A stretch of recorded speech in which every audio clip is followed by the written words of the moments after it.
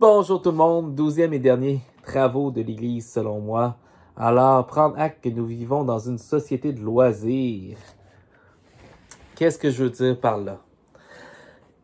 Ça s'adresse peut-être plus spécifiquement à la catéchèse, donc aux catéchistes, aux catéchètes, aux agentes de pastorale.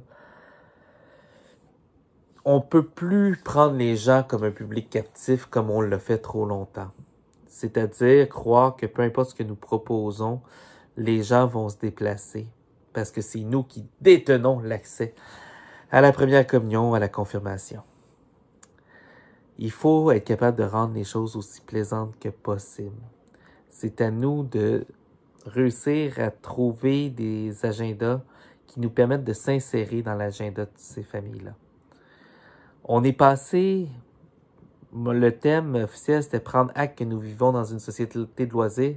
Ça va être plate, là. Je sais que je vais choquer certains, mais il y a le travail, il y a les études, il y a les loisirs. Après ça, il y a nous. J'ai pris une pause parce que j'oserais dire qu'on est un bon pas en retrait derrière les loisirs. Qu'est-ce que ça veut dire? Ça veut dire qu'il faut être capable de dialogue pastoral. Je me rappelle à chaque fois qu'il y avait des rencontres pastorales, des rencontres où les agents de pastorale, on discutait un peu boulot. Il y avait toujours des gens un peu aigris qui disaient « Ah, je suis donc tanné ». Les gens ont décommandé la catéchèse parce qu'il y avait un tournoi de hockey. Il y en a 3 qui se sont pas pointés. Puis là, ça voudrait qu'on fasse une reprise ou prendre acte qu'on est maintenant dans une société de loisirs. C'est ça. Arrêtez de s'offenser. La prestation de ballet va passer devant nous.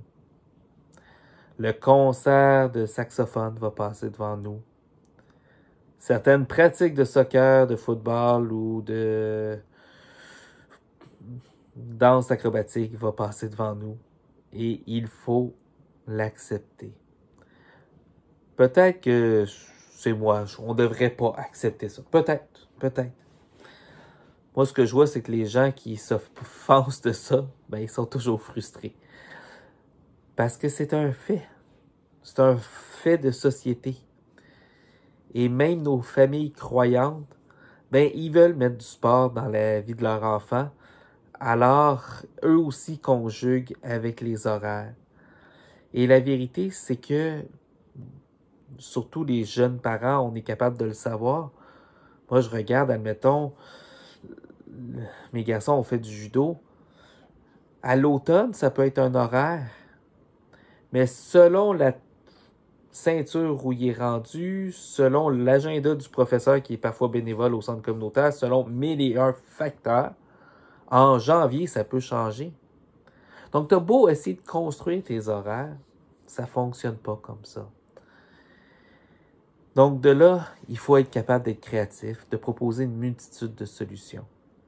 Que ce soit d'avoir des propositions en ligne, du moins d'avoir un plan B qui est en ligne, que ce soit d'avoir des horaires qui se construisent un peu sous le modèle scolaire, c'est-à-dire une session d'automne, une session d'hiver, qui fait que tu évites d'être sur 2 sessions. Ça, c'est quelque chose qui est gagnant aussi pour les familles.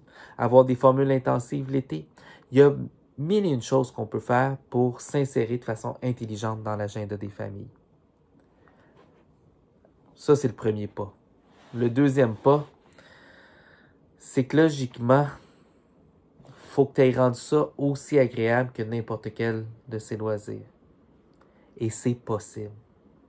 Il y a 1001 jeux qu'on peut faire, que ce soit des jeux de course, des jeux de ballon, des concours de Bible, n'importe quoi qui permettent de transmettre une matière catéchétique, mais sous forme de jeu. Il n'y a aucune raison aujourd'hui de faire ça de façon... je vais prendre le mot triste et sobre, parce qu'il y a moyen de rendre la catéchèse éminemment plaisante. Alors, sur ce, je vous souhaite une super journée. Au plaisir. Encore une fois, N'hésitez pas à écrire vos commentaires si vous n'êtes pas d'accord, si je vous ai fâché, osez le dire. Si vous avez des idées pour rendre la catéchèse plaisante, osez encore plus l'écrire parce que je pense que ça pourrait aider d'autres personnes. Sur ce, bye bye tout le monde.